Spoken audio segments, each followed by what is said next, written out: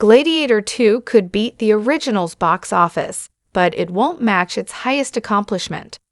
Expectations were high for Ridley Scott's anticipated sequel, Gladiator 2, and though the movie was well-loved by audiences, it struggled to meet one of Gladiator's most impressive accomplishments. In 2000, Gladiator became a surprising hit, earning $465 million at the box office and scoring a strong 80% on Rotten Tomatoes. The historical action film follows Russell Crowe as Maximus, a Roman general whose fall from grace forces him to become a gladiator, risking his life in the Colosseum. At a time when the sword and sandal genre was fading away, Gladiator proved audiences still cared about Roman action. Fortunately, Gladiator 2 mostly lived up to viewers' expectations. In terms of box office earnings, Gladiator 2 grossed $419 million.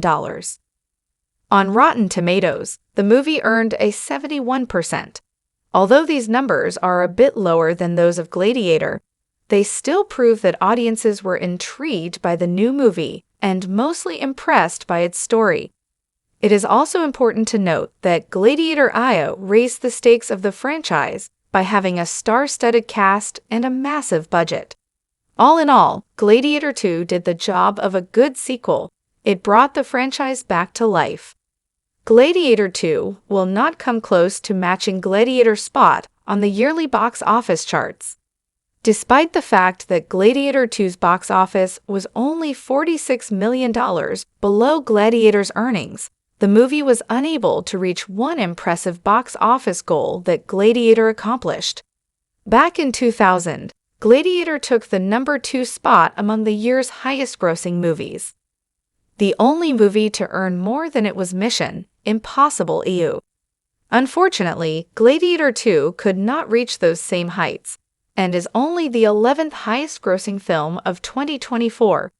This is certainly still an impressive feat, but it falls short of what Gladiator did upon its premiere 24 years ago. Gladiator 2's spot among the biggest earners of the year is both a good and bad thing.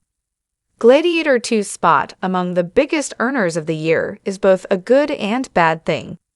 Gladiator 2's success is great for Scott, who had trouble with his previous movie Napoleon. It also proves that Gladiator 2 is one of the top movies of the year, even if it isn't in the number 2 spot. However, the fact that Gladiator 2 did worse than Gladiator means that the franchise may end here. Although the sequel managed to garner plenty of popularity, its lacking performance means that another Gladiator movie may do even worse. Gladiator 2's lower spot worldwide proves how much the box office has changed. Truthfully, Gladiator 2's performance is not quite the movie's fault. As previously mentioned, the movie only grossed $46 million less than its predecessor, which is really not bad.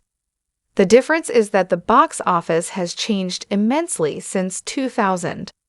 A movie that earns $400 million will not be at the top of the charts in 2024 because other films are earning way more than that, up to $2 billion. In this way, Gladiator 2 may have been just as good as Gladiator, but the state of the world made it inevitably seem worse. If anything, Gladiator 2's performance as compared to Gladiator serves as a good lesson for future Hollywood blockbusters. Even with a major IP, a famous director, and an incredible cast, a movie may not end up as successful as it might hope to be. The most successful movies in 2024 often need a popular brand behind them and a story that can cater to just about anyone. Gladiator 2 may have missed this achievement, but it is still a movie worth praising.